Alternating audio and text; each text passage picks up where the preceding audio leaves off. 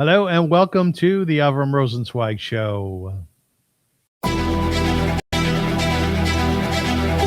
Welcome to one of the internet's best podcasts, where we dive deep into the lives of the extraordinary and fascinating people who leave an indelible mark on our world.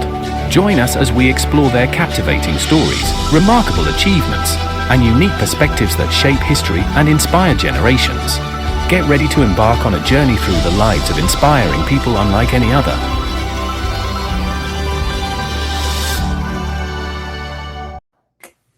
Hi, folks. Welcome to the show. My name is indeed Avrum Rosensweig. Today's episode is sponsored by Neshama Entertainment, and we're very grateful for their help. Some stories entertain, some stories inspire, and some stories travel the world. Based in Toronto, Canada, Neshama Entertainment has produced more than 100 feature-length films and acclaimed television programming seen by audiences across the globe. From award-winning dramas to powerful family stories, Neshama is dedicated to creating exceptional Canadian content with international impact. Backed by a partnership with Fox Entertainment Studios and powered by Canada's finest creative talent, Neshama Entertainment continues to shape the future of storytelling. We're grateful to Neshama for its sponsorship. Neshama Entertainment, authentic stories, global audiences. Welcome to the show once again, folks. There are stories that educate, there are stories that inspire, and then there are those rare stories that connect us to history, identity, resilience, and the enduring strength of human spirit. Today, I'm honored to welcome an extraordinary woman whose life journey spans continents, cultures, education, and remembrance. My guest is Etti Zilber. Welcome, Ettie. Thank you very much. I'm honored to be on your show. Honored to have you. She's a Holocaust educator, a storyteller, author, international school leader, cross-cultural scholar, museum docent, and tireless advocate for preserving memory. Born in the Landsberg Displaced Persons Camp in Germany shortly after the Holocaust, Ettie carries a deeply personal legacy. Her parents survived the unimaginable horrors of Nazi persecution from their home in Kovno, Lithuania, through ghettos, concentration camps, death marches, and ultimately liberation. Ettie's book, A Holocaust Memoir of Love and Resilience, Mama's Survival from Lithuania to USA. In it, she chronicles the extraordinary life of her mother, Zlata Zantoki Sidrer, a Jewish teenager from Kovno. Her life, her dreams of becoming a doctor were shattered by the Nazi occupation. Rather than allowing those stories to fade into history, Ettie has dedicated her life to making sure that they are never forgotten. Over the years, Ettie has personally addressed more than 12,000 people, from school children to centenarians, sharing her family's remarkable story with audiences from North America, Europe, Israel, Asia, and beyond. She serves as a board member of the Phoenix Holocaust Association, an official interviewer of the USC Shoah Foundation, founded by Steven Spielberg, and a guide for Holocaust exhibits and memorial galleries. Ettie's story extends far beyond Holocaust education. As an educator and school director, she spent decades working in international schools across Israel, Singapore, Spain, Guatemala, China, and the United States. Fascinated by the experiences of children growing up between cultures, she became a leading voice in the study of cross-cultural kids and global nomads, publishing influential research and helping countless families understand what it means to belong in more than one world. A lifelong learner, Ettie immersed herself in the languages and cultures of every country she called home. Today, she also serves as a docent at the Heard Museum in Phoenix, helping visitors better understand the art, culture, and history of Native American peoples. And through it all, she has remained deeply grounded in family.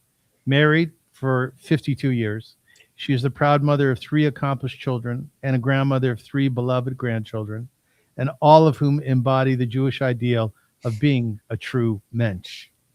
This is a conversation about memory. It is a conversation about identity. It is a conversation about resilience, belonging, and the responsibility we all share to tell the stories that matter. Please join me in welcoming the remarkable Etti Zilber. You should have Thank you. An applause. Thank you. Thank you. We can end it right there. You covered Thank you too. Yeah. We could just stop right here. We've said it all. How are you? I'm good. I'm honored, and I'm listening to my introduction. I said, "Who did that? Yes, Who's exactly. that?" Yeah, yeah. That's not uncommon, by the way. I have that too. When people introduce me as a keynote speaker, I'm sitting there thinking, "Oh, please, like, number one is don't say so much, and number two is really, oh, I've accomplished something in life." Do you feel that way that you've accomplished something? I do. I do. I'm. People are more critical of themselves than sometimes they should be, and so you always wonder, did I really do enough? Did I do it right? Could I have done it better? But when you have such an introduction, you say, well, I guess I did do something. Yeah. Is your family proud of you? I think they are, yes. Yes, they are. And likewise, I'm proud of them. So it's a mutual admiration society. Everybody loves everybody. What does your husband do? My husband is a retired aeronautical engineer and airplane mechanic, and he's currently in his retirement, working full time at a what's called here the Commemorative Air Force Base near Phoenix. They have a museum with World War II airplanes. They also have other airplanes from other wars, and his responsibility is the B-17, and he makes sure that that baby is, as they call him, the warbird, is flying, and they fly the planes, and that's how they sell seats, and that's how they make money to keep the organization going. Interesting. So that's his second wife. So to speak, huh? Everybody at some point in their lives, if they're lucky, if they find their zone, they move to that thing that they're passionate about. And I, as an interviewer, often wonder, what is it that will take an individual down a particular road versus going left and proceeding down on another journey? What do you think is at the very core of you as an educator, an international educator, that has brought you, to this career of yours? Because it's really quite fascinating. I don't know that it was one particular thing. I think one of the things is that I took advantage of whatever was offered to me at the time. And if I think back to my career, again, I'm a baby boomer. And for a woman, for a girl, what were our options 70 years ago, 65 years ago? Our options were to become a nurse, a secretary, or a teacher. Those Yes. were the three Yeah. options. And so I thought, okay, how about teacher? All right. So what am I going to teach? So we had a neighbor in Brooklyn. My parents, refugees, immigrants, they didn't know exactly how to help me or mentor me. That's not a criticism. That's who we were. And so they had friends next door and American Jewish friends. And their daughter went into physical education. So my parents said, "Oh, you're good in sports. Okay, you should go. Yeah, you do You should that. go study physical education." Yes. And I did, and had a very, very good career. I loved it. And from there, that was sort of the stepping stone to everything that came afterwards. Um, and so we are a product of our circumstances, and whether, I was always a bit of a risk taker. And so whatever came my way, I thought, okay, I can do that. Okay, I can do that too. All right. And we kept doing. And things kept coming up. And I was, I guess, open to the change. I'm not afraid of change, You're not. which, no. And so that, I think, sort of encapsulates it. So one thing led to another. And if I went back through the chain, I could see exactly how I made that decision instead of that decision, which led me to the next experience. Does that make sense? Yeah, it makes total sense. Etty, I would say that the vast majority of people are either afraid of change or terrified Absolutely. of it. Yes. I'm Yes. very curious, and maybe you can help my viewers and listeners with this, and myself actually. What do you think it is about you that allows for change? In fact, it sounds like you actually embrace it. I do embrace it. I do enjoy it. If I think back, I'm not a psychologist, but if I think back to, the heritage the legacy that I have of my parents, they, their whole life, till they got to the States and even afterwards, encapsulated change, constant change. In their case, it was terror and horrors, but the changes, and they were courageous. I really believe that they were not afraid of change. Neither my father nor my mother, and my mother encouraged us from childhood to be strong and independent. And I think that's probably the grounding. And then after that, I don't know, I guess curiosity. I was always fascinated by the world. My father was a ham radio operator, and in his shack, I love that. he had all the QSL cards. Anybody who's a ham out there will understand what I'm talking about, with all his contacts throughout the world. And I used to sit there because that's the only place I could get his attention. And I'd sit in his shack and I'd look at all of these cards, and sometimes I'd tear off the stamps. I collected stamps from all over the world. Yeah. And I think that was the beginning of my Wanderlust. Of course, knowing that my family came from Europe was also in that mix. And that I was born in Germany, which was a handicap later on. But so I think that's the grounding. I once did a research study on international school educators, and the question was, what was the catalyst that made you choose a career in international education? Because, when you send in that application, when you submit your application, the majority of people in the world won't do that. Yes. But you chose to. What was it in your background that did that? And I came up with a list of catalysts, and I thought, oh, well, that's very interesting. I fall into a lot of those categories. And the top category was what I eventually studied for my doctoral dissertation, was being a cross-culture kid yourself. Mm. And so a lot of us out there in international education had that experience in their lives. That's who they were. They were a cross-culture kid.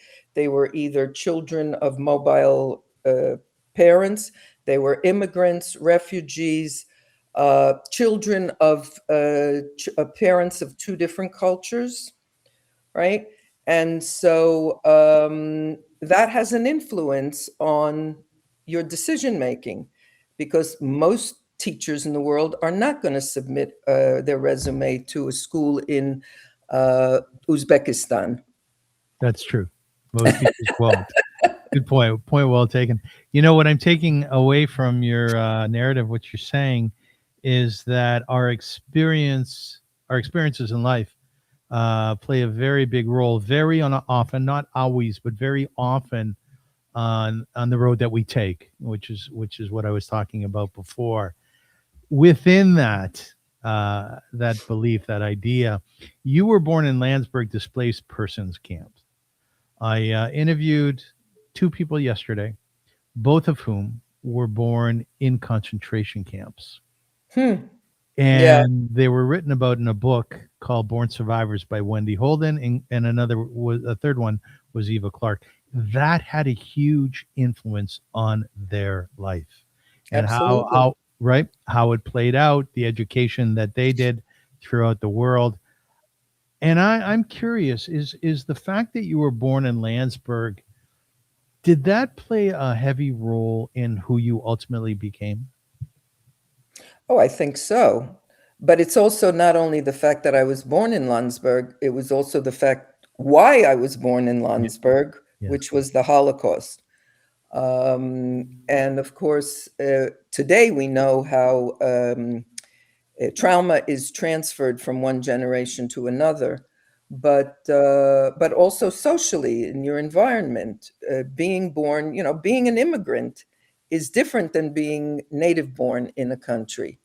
And I'll never forget, I don't know why it happened, but I was in elementary school, and every year the principal, at the beginning of the school year, would come into a classroom and say, "Who in here was not born in the United States?" Can you imagine this?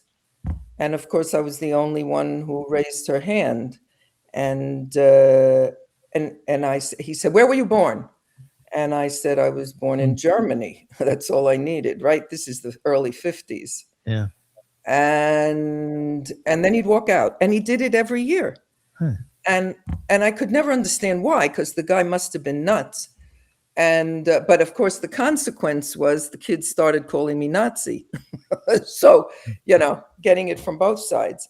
So, and the fact that I remember this so vividly, it obviously had an emotional impact on me.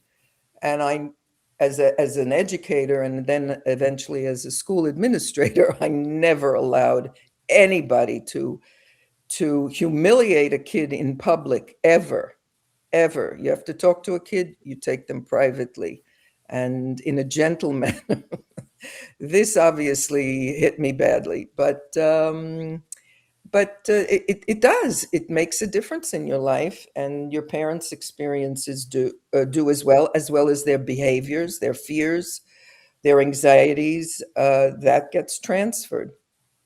You talked about intergenerational transmission of trauma, and there's a whole lot written on that, a whole lot of studies. It's become very much in vogue over the last few years. And I guess in a nutshell, what it's saying is people went through the Holocaust, came out of it with particular injuries, if you will, emotional, mental, often physical, and they were, through their parenting, passed that through to their children. For sure, for But sure. you And know not what? just Holocaust survivors. I see that with my work with Native American kids, Yeah, because yeah. many of them, they when they get together in these leadership groups, they talk about their historical trauma. And when I participated in this, I said, "What are you talking about, me?" No, Yeah. you're not talking about me. You're talking about their historical trauma, which was passed on through their generations of persecution, and then, of course, experiences in the Indian boarding schools. And that was an attempt at genocide. It's a fascinating process to go through. In my case, with Native Canadians, in your case, with Native Americans. I Right? ran an organization called Via Hafta. It was a Jewish humanitarian organization. And at some point, we started up a department called the Israel Native Department. And we Yeah. spent an awful lot of time with Native Canadians. We learned a lot. And I tell you something, and I want to hear your responses, to take our Jewish experience, which in your case more so than mine, obviously, is the Holocaust, and to bring it to other people's and help them through their struggles Yes. based on our experience. That it's a mitzvah. It's a beautiful thing, isn't it? Now that you say so, I accept that. Yeah, yeah. But yes, when I give talks, I mean, here in Arizona in particular, where we have 22 native nations, um, the kids who are most keen and most engaged and who often come to speak to me after my presentation are Native American kids.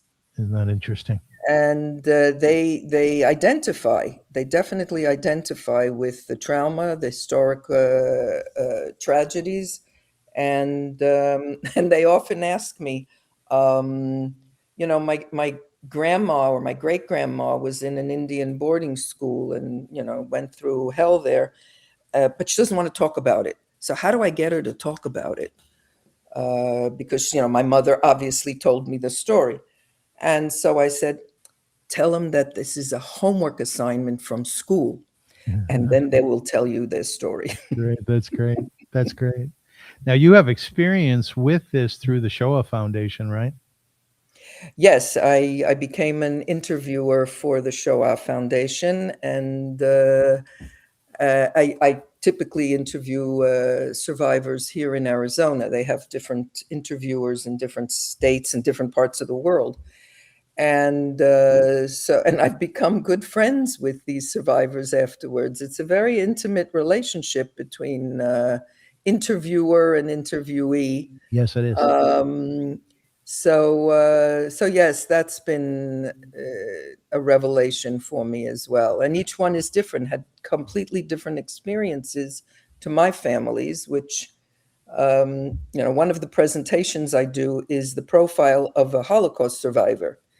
And typically those who know anything about the Holocaust or a little bit think, oh, Holocaust, concentration camp. That's the only thing they know. But as I explained, I said, oh, there are many different ways to be a Holocaust survivor. Yeah. And so when you start rattling off all the different ways people survived, it's mind-boggling. It's absolutely mind-boggling. What's it like? What's it like to be friends with survivors? What are they like? Well, as a matter of fact, yesterday we just had a gala evening dinner for our survivors, and I love being around them. And Why? why? Well, I guess some of it has to do with the fact that some of them remind me of my parents, Yes. who are gone. But the other part is their toughness, their resilience. There's a lot to be learned from them. And I think that some of the things that I've learned from my parents is this resilience. No matter what life gives you, you have to fight through it. You got to go through. You can't go around, you go through. And a lot of them are very old now, and they have all sorts of illnesses and disabilities. So I enjoy being with them. And then, of course, I love to, kibitz with them in Yiddish, so they get all excited. So Yes. a lot of them speak Yiddish. As a matter of fact, I'm going to start a Yiddish group with a few of them who want the opportunity to speak Yiddish. Nice. So that'll be fun. And some of them actually go into classrooms and tell their stories. So that's what we do at the Phoenix Holocaust Association. We have a speakers bureau. Most of them are too ill or infirm now to do that. But some of them are very, very active in the last, 10, 20 years. And they tell their story. They keep telling their story because they know it's important. And it really has a tremendous impact on the kids. Yes, we have many speakers here also who are survivors, although, as you said, the survivors are getting older and passing on. So there's a limited amount of people that you can draw upon. I'm curious, when your parents were raising you, did they draw upon the Holocaust within their parenting? Was it something that you heard? You would often hear from second generation, and you say, my parents said, don't you be suffering because that boy dropped you, right? We went through the camps. Doesn't sound like your parents were like that, but did they use aspects of their experiences in terms of how they raised you? Yeah, it always popped up. First of all, people ask, as a child of survivors, when did they tell you about the Holocaust? Right. There was never a time where they sat you down and said, okay, I'm going to tell you about the birds and the bees right now, from start to finish. That was only when my mother was in her 80s that we sat her down and recorded her story, which is the basis of my book, which just wanted to show you. Yes, thank you. But throughout our childhoods, and this is my younger sisters as well, things pop out in conversation.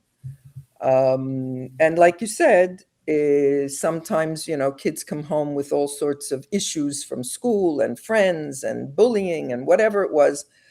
Well, nothing can compare to the Holocaust. And you got that message pretty early, Mm-hmm. and talking about friends. Well, friends, yeah, put them in a room together with no food for a few months and see what kind of good friends you have. Oh, isn't that interesting? Little Your mother comments. would say that. Yeah, that would come up. They weren't flagrantly negative. I think they controlled themselves.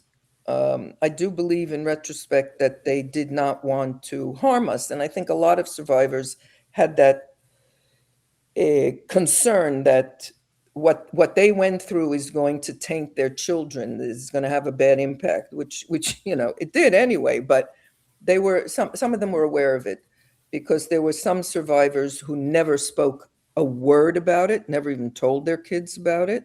So that's one extreme. The other extreme is the survivors who spoke about it at breakfast, lunch, and dinner all the time. So that's the other extreme. And I would say my family was somewhere in the middle. They did tell us when it was relevant. They would tell us a story, but they didn't push it down our throats the way I saw other friends' parents did. And I really got most of my stories from eavesdropping on my parents when they were together with their greener friends, the greeners, they called themselves. Let's explain what that is. Greenbacks, newcomers. So Newcomers. they called themselves the greener. The green, yeah. And they get together, with a few bottles of vodka, and they would start telling their stories. And they would laugh, and then they would cry, and I was listening. And, I was fluent in Yiddish, so I understood. So I got those stories that way. And of course, they impacted me because I also had nightmares, as my parents did. So, so I got a lot of the stories, and never in any chronological fashion. So the first thing that I did once I got my mother's recording was to put everything in chronological order, because it was always a mix in my brain. Yes. What happened first, and then who, and then what happened afterwards. So I finally got the story from start to finish. Plus, I did a lot of research. I have a huge library on Holocaust history, and focusing a lot on Lithuania and Eastern Europe.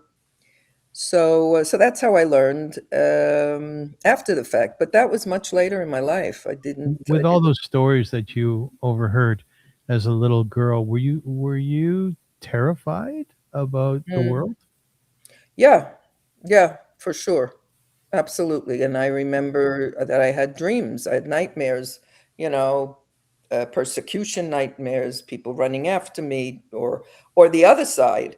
I was the superwoman coming to save them. Mhm, mhm. Those kind of dreams came out. But of course it impacts us. And then once you get together with other children of Holocaust survivors and you listen to their stories, which I've heard thousands of them, you realize that we're all we belong to a club. Yes. We belong to a club that I don't wish on anybody else. And we have a lot of similar ways of looking at the world. We also have a lot of differences, and that's based on the parenting. And as I said, my parents focused on, particularly my mother focused on making us independent and fearless. And because that was important to her. As second generation, is part of your emotional toolbox part of your parenting, because you raise kids? Was it in your mind at all, or did you ever express to your own children, you know what, stop complaining because Bobby and Zadie were in concentration camps? Did you find yourself doing that? No, I never said it openly, but don't forget my situation is very different, because I made Aliyah to Israel, and I got married and had my children in Israel, and the kids went to school up to, my oldest was in 5th grade when we moved to Singapore. And so they got Holocaust education in schools, in the airwaves, on TV, in the songs, in the sirens on Yom HaShoah. That's a whole different environment to raise your children in. So they got a Holocaust education even by osmosis.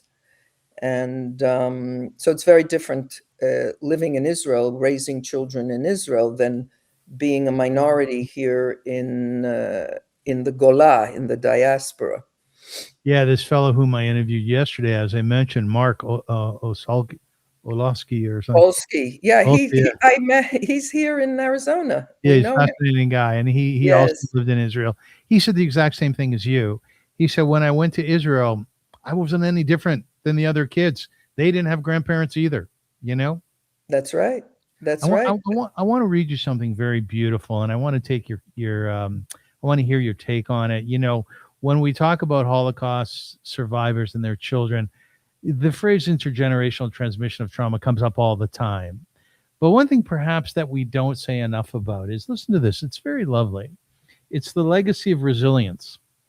Not all outcomes were negative, having to do with survivors. Many scholars emphasized that survivors also transmitted remarkable strength to their children. Strong family loyalty and commitment, deep appreciation for education and achievement, perseverance in the face of adversity, gratitude for life and opportunities, a commitment to social justice, Jewish continuity, and remembrance. Many second generation children describe growing up with powerful role models whose survival embodied courage, determination, and hope. Well, what's your take on that? Ditto. It's very well said, and I would agree with it. My parents gave us all. I call them the gifts that they gave us, and they were our role models. So, like I said at the beginning, I didn't have role models for my professional career decisions. You know what profession to go into. Education was a must. University was a must. Um, but I had role models in resilience and courage and uh, adversity and how to function in the face of adversity and how you see the world. So yes, I had great mentors in all of those things that you just listed.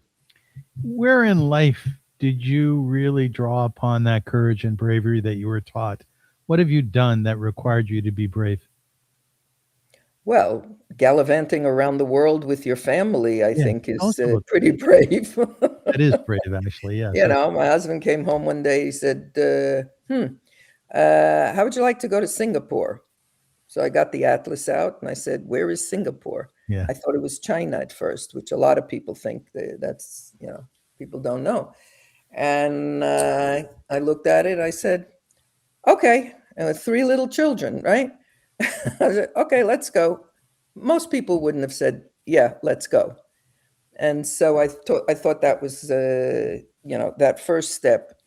And then from there on, it was for my work in international schools. And from there, we went to, first we came back to Israel, then we went to Spain, then to Guatemala, China. And the kids were with us for parts of that journey. And then they had already graduated and went on to university. And we continued moving and grooving. So I think that's pretty courageous. And within that, I always was fascinated by learning about different cultures because in our school system, we don't really learn about that. Well, at least in my time.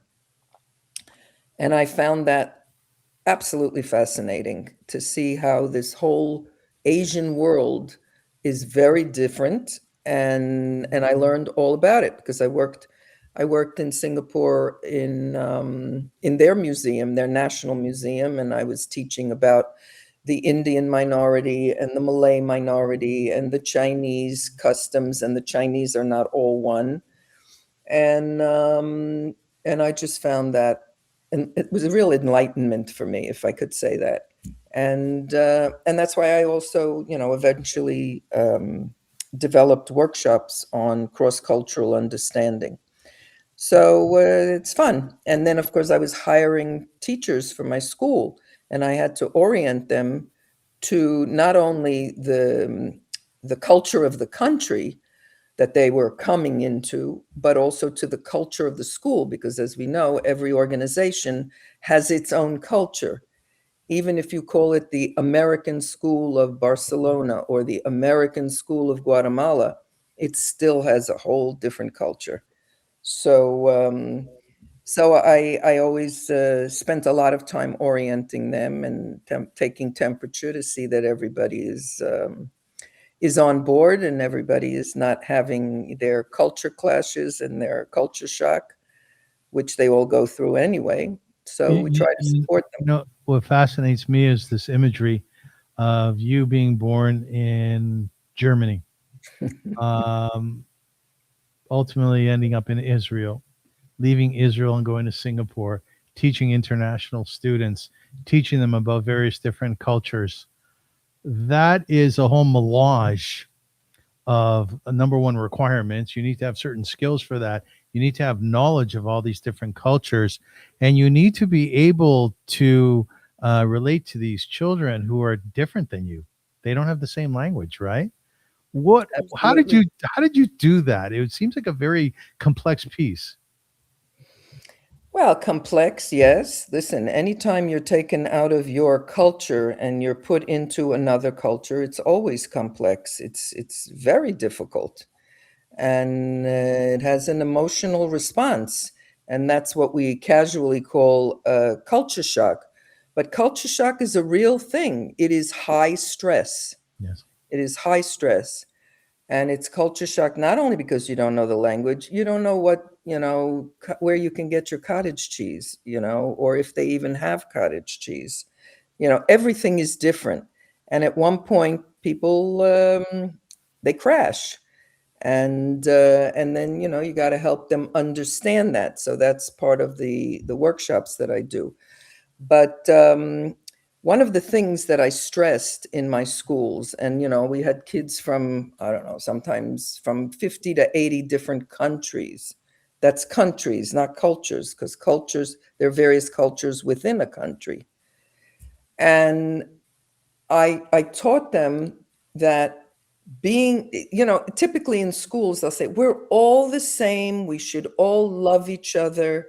It doesn't matter what color we are or what religion we are. We are all the same. We are all human beings. Mm. Well, that doesn't help a kid understand anything because they look around, they say, well, he doesn't look like me, and he doesn't look like me, and he doesn't talk like me, and he doesn't eat like me.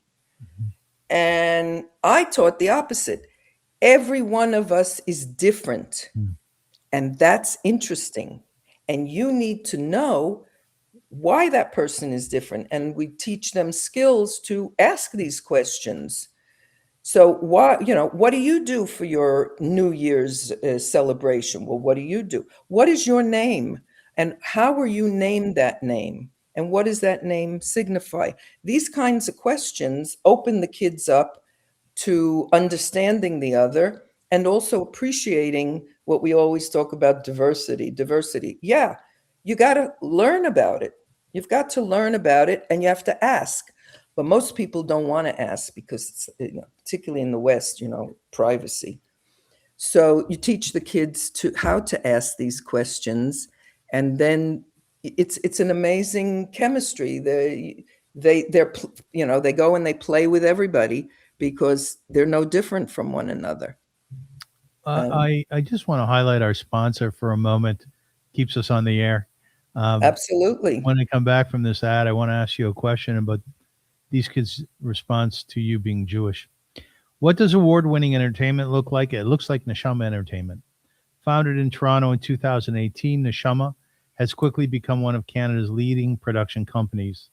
Their hit drama, The Way Home, with Andy McDowell, became Hallmark's first original series in 7 years and earned the Audience Choice Award at the Canadian Screen Awards.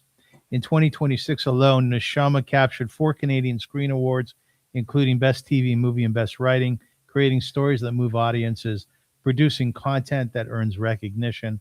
Neshama Entertainment, made in Canada, seen everywhere. That's the Neshama Entertainment story. Thank you so much for your sponsorship. So you're standing up there in front of kids, uh, let's say you spoke in Germany, actually, on Kristallnacht, and you're Jewish. And these kids are staring at you with all these preconceived notions of what being Jewish is, or am I correct? Maybe they don't. What was your experience, Ettie, around the world, in terms of young people, I know you've spoken to very old people as well, but let's focus on the young people for a second. In terms of you being a Jew, All I could say is that each place was different. Let's start with that. Europe, you mentioned Germany. Yes, I was invited to speak at 6 schools in Germany. I was invited to speak about the Holocaust, so clearly they knew I was Jewish. And if anybody knows Holocaust history in this world, it's German kids, because it is a requirement in their school system since the late 80s, I believe, that they learn about the Holocaust. So they have had quite a Holocaust education, and the kids that I've met have been adamant about never allowing something like that to happen again. And many of them researched what their grandfathers and great-grandfathers were doing, exactly what they were doing during the war. But I'll give you an example of one case there. I was speaking in some public schools, and they have a huge immigration of children from all over the world and in many Muslim countries. And I'm thinking to myself, what is this blonde Jewish woman going to tell these new immigrants to Germany? And plus, I had to speak in very slow English, because they're also not only learning German, they're learning English as well. So there were a lot of visuals. I put together a lot of visuals, but I focused on the immigration piece. And that just opened their eyes, because to that they could relate. And then I would weave in the Holocaust piece, and they could relate to that, because in some places they were being persecuted as well. So, you try to find something that, because I was a little nervous about that one. But every other place, first of all, in China, there's no anti-Semitism. At least there wasn't, unless it's imported. But the Chinese people have high respect for Jews. They actually identify with Jews. So if I told them, Woshe Yotairen, I'm a Jewish person, they would go, oh, Hen Song Ming, very smart. Very It good. was almost like automatic. Yes, yes. Good with money, the usual stereotypes. So that was a revelation for me. Europe was a different story. There were some, anti-Semitic parents in some of the schools who didn't particularly care for me, but I didn't have an issue. The thing that I learned early on, particularly in Singapore, was being a minority is a bigger factor in your identity, and that bonds you with other minorities. And I believe that minorities tend to think alike. And I see that even with my husband, who he calls himself a Palestinian because he was born in 1946 in Mandate, Palestine. But he grew up as a majority in Israel. His whole way of thinking of the world was, I'm in the majority. I grew up in the United States, always as a minority, always looking over your shoulder. Was it men sagen? What are people going to say? So you have to behave this way, and you can't behave this way. Fascinating. Yeah. Yeah. And we have a big difference of opinion on that. And I realized it's the majority minority mentality that is different for us. And I see that because I've met a lot of people from a lot of minorities. When you're overseas, everybody is a minority. And that's hard, particularly for North Americans, when they go overseas to all of a sudden find themselves part of a minority and not the majority. Very much so. I'm fascinated by authors. I really am, because I myself want to be an author, and I'm struggling with it. I'm so fascinated that a little while back I started up a writer's workshop, and we have accomplished writers from Israel and accomplished writers from Canada, and we get together every second Sunday and we talk about writing and publishing and agents and all the craziness that goes along with it. Now, the fact that you wrote a book about your mom, A Holocaust memoir of love and resilience, Mama's survival from Lithuania to USA. That's quite a title. First, I want to commend you for that. It's a very lovely thing that you did. There's the book. And where is it available? Let's do a shout out. On Amazon, Barnes and Noble. Basically, what you did was you researched all of her memories with historical sources, recounting her journey in her footsteps and describing the impact that it had on you, second generation. All of that is presented in your book. Let's give a bit of a context here. What was your mom like? Give us an image of Oh, your. she was a force of nature. Um, my mom was the motor in the family, Yeah, basically. yeah. And I believe that she made us who we are today. She made sure that we were always okay, and that we maintained, well, particularly me. I'm the firstborn, so every firstborn gets the brunt of the, you know, parenting struggles. My sisters and I joke about it. Oh, you know, we had different parents. Yes, that's not unusual, by the way. Yeah, we Yeah. had totally different parents. My little sister is 13 years younger than me. Who were those parents, It you was know? your mom. Yes, Yeah. exactly. But so I was the first, and you know, they raised me very much at the beginning, very European upbringing, and but she knew what she wanted, and she was fearless, except when she wasn't fearless, you know. And when it comes to authority, she was always a little afraid of somebody in authority. And so I remember at a very young age, she sent me to school to battle the school in elementary school because they said I didn't return a book, and I did return the book. And instead of her coming in to fight for me, she said, "You go in and tell them that you returned the book."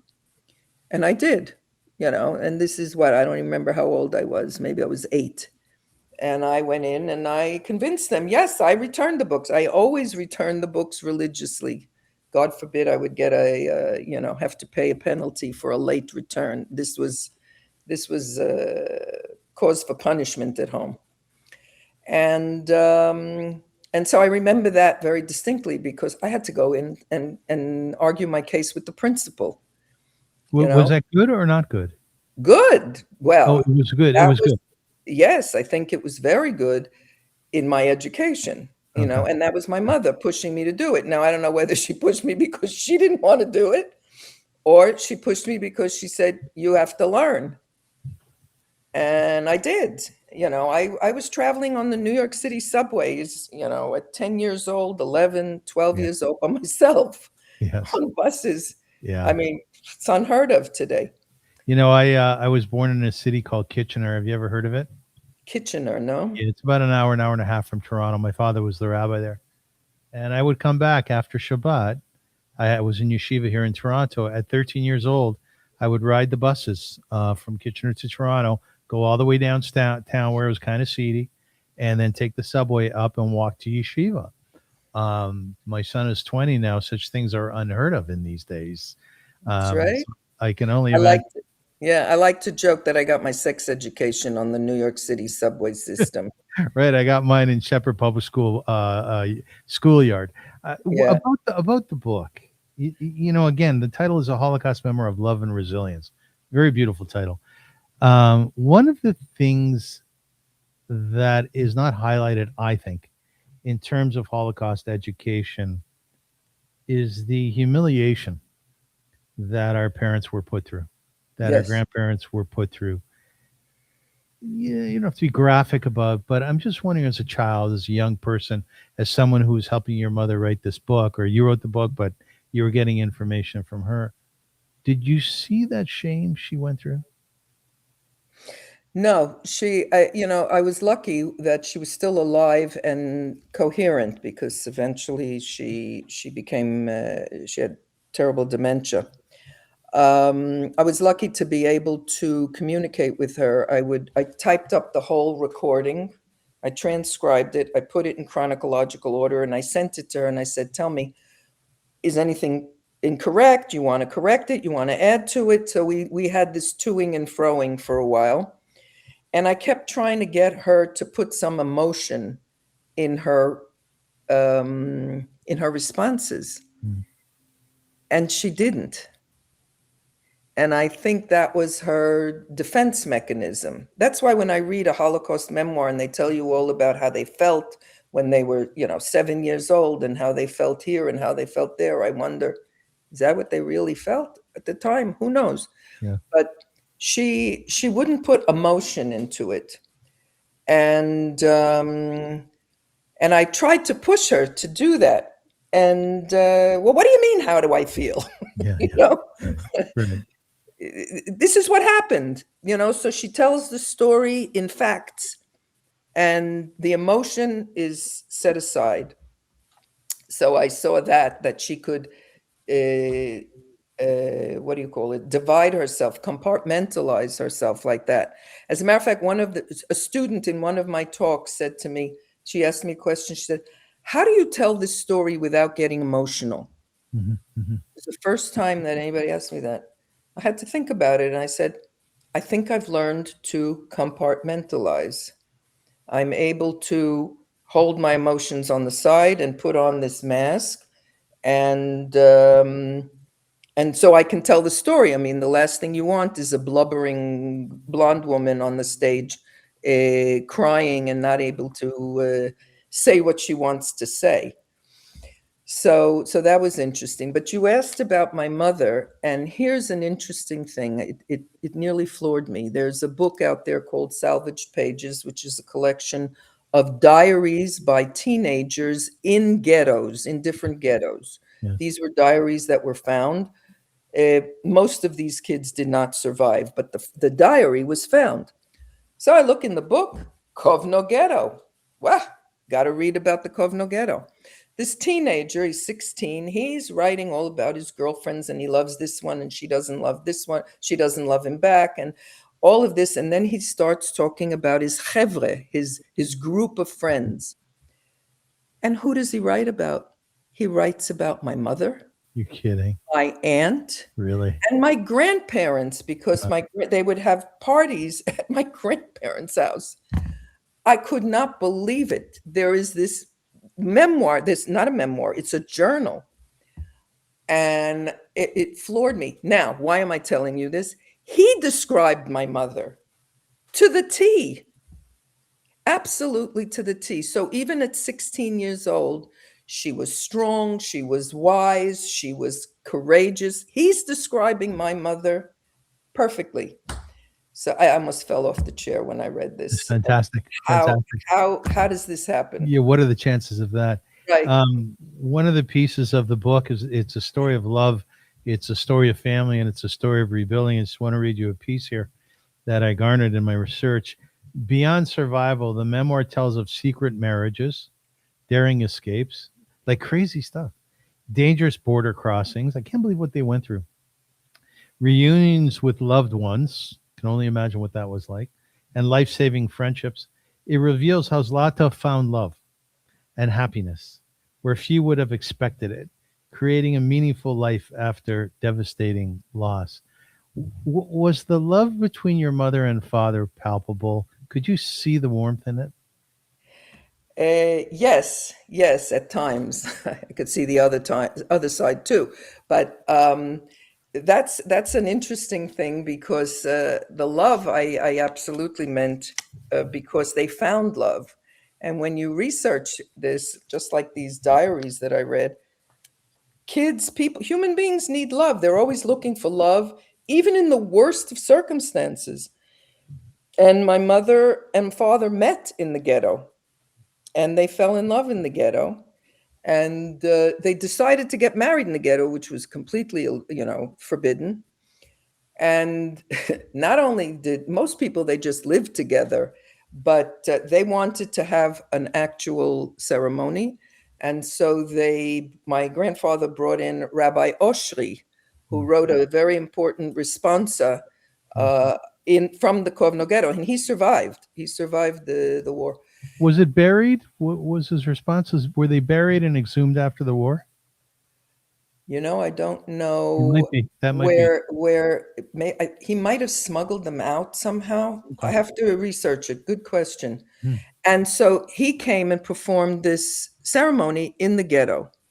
And, so that was also a courageous thing. It was something that was really unnecessary in those times. Yet they decided they wanted to do it, and not because they were very religious either. Neither family was religious. They just wanted it to be kosher. And they were in love. They were very much in love. And then my father escaped and said, Incredible. "Bye, honey." So yeah, those were some of those. And again, each one of those things, if you analyze it, took courage at the time. Yes. Yes. And so you could say, well, they had nothing to lose because they knew that they were going to die in any case. So you might as well try something else. With all the complexities of your background, what your parents went through, what your mother told you about you yourself traveling around the world with your kids and your husband and teaching 12,000 children. You must love to sit on a bench in a park, don't you? Oh, you mean to watch people? What do you mean No, sit on a I bench mean in the just park? to find that moment of peace when you can see the butterflies flying, when you can hear the birds singing, and you just look up and you see the blue sky. Do you crave that? Um, I appreciate it when I have that opportunity. I often don't even allow myself that opportunity. My principals in my international schools would call me the Energizer Bunny. You know, it's like you're always doing something. You're always moving. You're, Great. but yeah, I usually always have another project and another project. But I do appreciate opportunities for peace and quiet and nature. I do a lot of hiking here. Um, but I'm a busy bee, I can see. and I I can. got that from my mother too. I never saw my mother rest, Yes. ever. If I saw her sitting, she was obviously sick, Mhm. and so maybe that came from her as well. Etty, in conclusion, some of the things that came out of your teaching were helping students recognize warning signs when democracy is impacted upon. Um, help these kids, no doubt, learn about courage and bravery of others, and therefore maybe use that themselves. See historical patterns. With that, there's a proliferation of anti-Semitism throughout the world, which is very dramatic. You've spoken to well over 12,000 young people, older people, and so on. What would you say is your success in all of your Holocaust education, knowing that anti-Semitism has reared its ugly head again? I can't calculate or calibrate the success I've had. I know that I have an impact on both youth and adults, and my presentations are very uh, engaging. There's a lot of visuals, not the ugly visuals, but enough visuals, archival visuals that help me tell the story. I'm a good storyteller. And so the kids relate to that. And my talks are over an hour, and teenagers are mesmerized. And that's a gauge for me also. I don't have them falling asleep. Yes. That's my calling card. Nobody falls asleep in my Dozing off. presentations. Yeah. Right. Right. And I don't stand in one place and I move around the hall. It's me as a teacher, but I'm a good storyteller. And what is my impact on anti-Semitism, Gewalt? I don't know.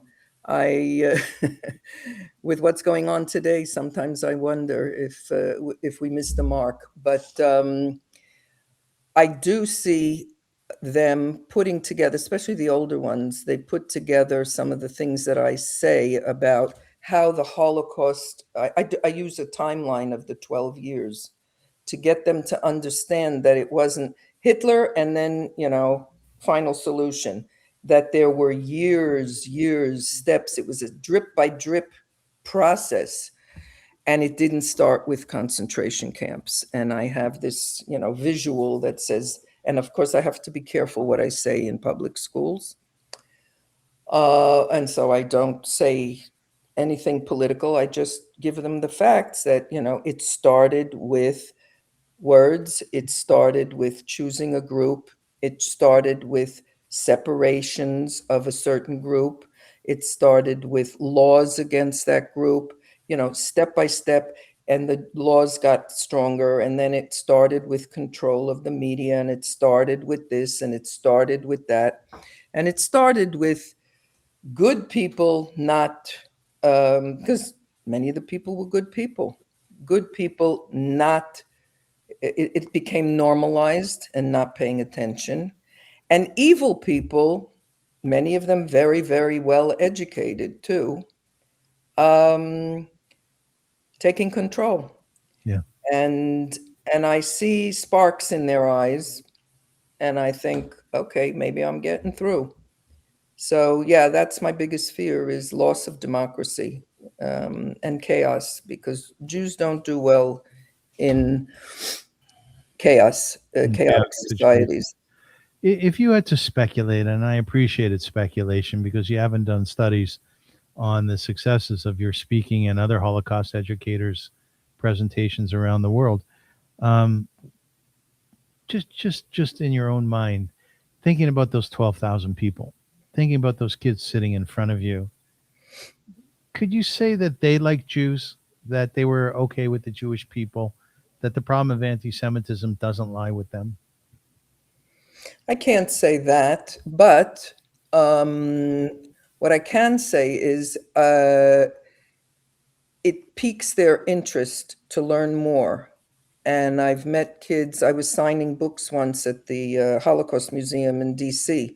It was summer vacation, and these parents were coming with their kids, and I would ask each one of them, "What brought you to the museum?"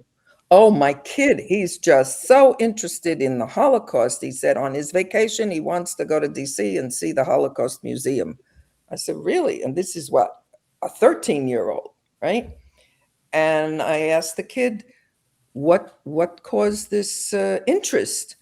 And they said, "Oh, I had a teacher this year who introduced us to the Holocaust, and it was really interesting. So I started reading on my own." That's success. So I'm hoping that likewise, my introducing this topic might pique their interest, and then they'll read more. And that's the entree into this onto this topic. Whether they're going to be anti-Semitic, I really believe that you can't hate somebody that you get to know about, And so if they meet more people and hear more stories, you hope that it'll have an impact. But who can measure this, the society? I'll tell you, Ettie, I'll tell you my take on this. Part of the Via Hafta, the organization I mentioned before that I founded, was going out on a nightly van, taking out volunteers and professionals to help the homeless, work with the homeless. And there's many, many stories surrounding that. Really, really impactful stories. But the point is that I believe, or I like to believe, that the success that we had in the street was not only giving people food to eat, glasses to wear so they could read the books we gave out, to drink, and so on, but also getting to see the beauty of the Jewish people. And what I say to people when they ask is, well, ultimately, how successful were you in a Jewish organization helping non-Jews, helping anybody? I say, you know what? There's probably a lot more people out there who have a greater sense of who we are as a people than would not have had otherwise. So that's my thought on it. You're right. You can't calibrate it. You don't really know. But at the end of the day, there's a bunch of kids out there who have your voice in their head and your narrative in their head. And maybe just that in itself is a success, I'd like to hope so. What can I say? From your lips to God's Amen. ears. Yeah. Amen. Etty, for the last number of months, I've been working with AI on producing poems about my guests.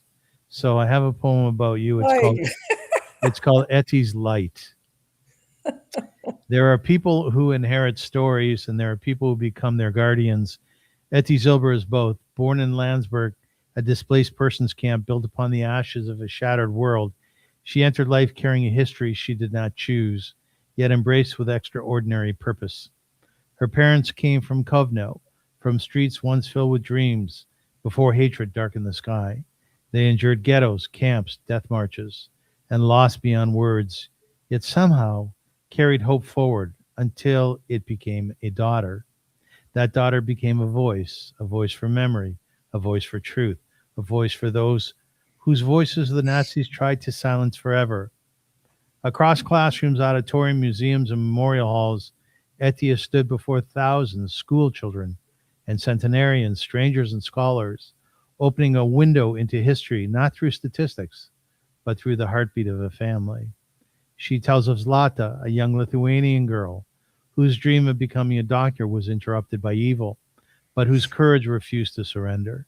She tells of survival. She tells of resilience. She tells of love. Yet Etty's story stretches far beyond remembrance.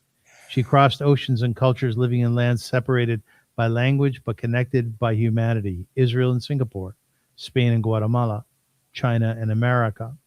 Wherever she went, she learned not only the words of a people, but the soul behind them.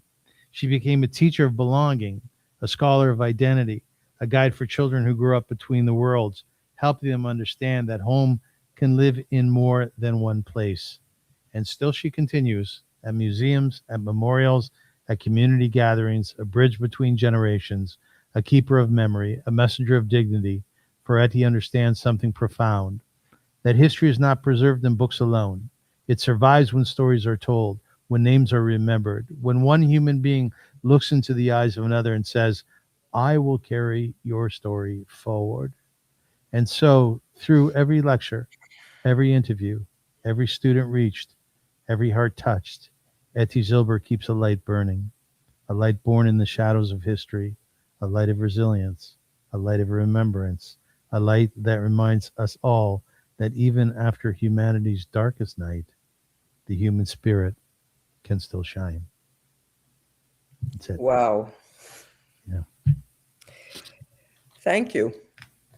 Thank Thank you. you for that. Thank you. And you're welcome. I really enjoyed this interview, and I really enjoy you. I think you're a very special person and very inspirational. So thank you for being my guest. I'm really grateful. Thank you. And thank you so much for the opportunity and the opportunity to get to know you, Thank you. because you're an interesting guy too. Thank you so much. You don't know the half of it. Okay, so maybe we'll talk offline. Come visit you in Arizona with that Come, 100 come. and When it, 120. yeah, when it's 120, no, I don't recommend it. But when Good. it's cold up in Toronto, come down to Arizona. Ladies and gentlemen, working alongside Canada's most talented writers, directors, actors, composers, and producers, Neshama develops unforgettable films and television series that resonate across cultures and borders. With Fox Entertainment Global distributing Neshama content worldwide, Canadian stories are reaching millions of viewers across the globe. More than 100 films produced, a growing slate of television and feature projects, one vision, exceptional storytelling. Neshama Entertainment, where Canadian creativity meets the world. And thank you once again to Neshama Entertainment, Arnie Sapersky and his team for sponsoring this episode. I'm very grateful. Any concluding words, Etty, that you'd like to share with our people or with those who are not our people about the world and the potential where we can go? Oh, I have to say something really, really important Inspirational. now. Yeah, inspirational. You do. I just, I feel that we're going through a very difficult time now.